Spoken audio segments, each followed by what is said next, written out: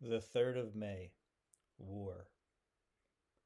There are paintings that demand to be seen in person, and Francisco Goya's The 3rd of May is one of them.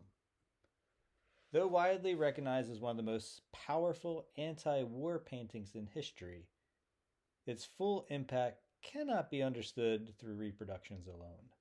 Standing before it, realizing that the figures are life-sized, it's overwhelming.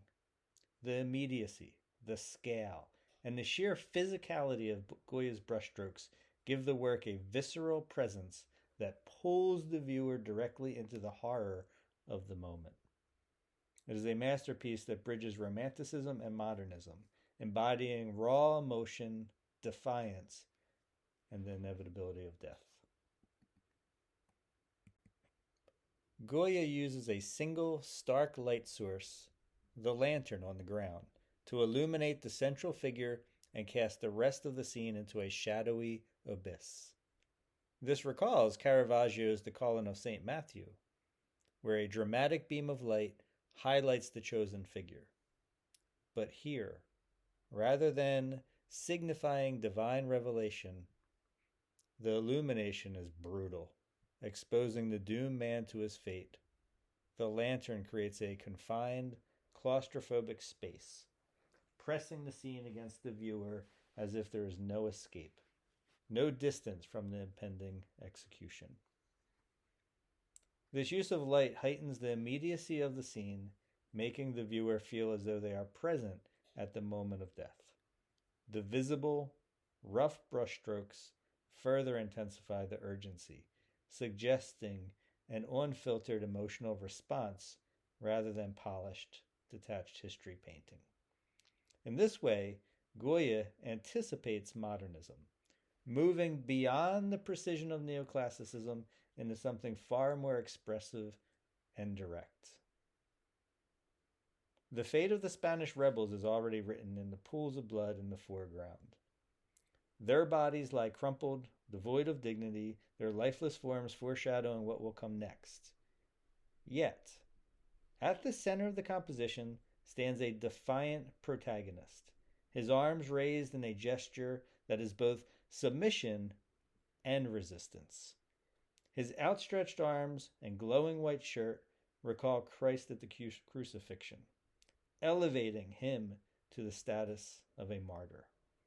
He faces the anonymous, faceless French soldiers whose mechanized formation suggests a storm, a force of nature rather than individual men.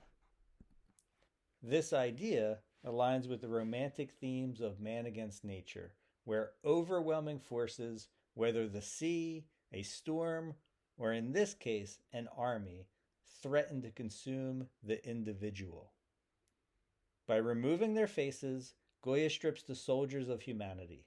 They are not men, but executioners, a monolithic force carrying out the mechanized brutality of war. In contrast, the rebels are individualized, each with a unique expression of anguish, horror, or prayer, making their suffering deeply personal and profoundly tragic.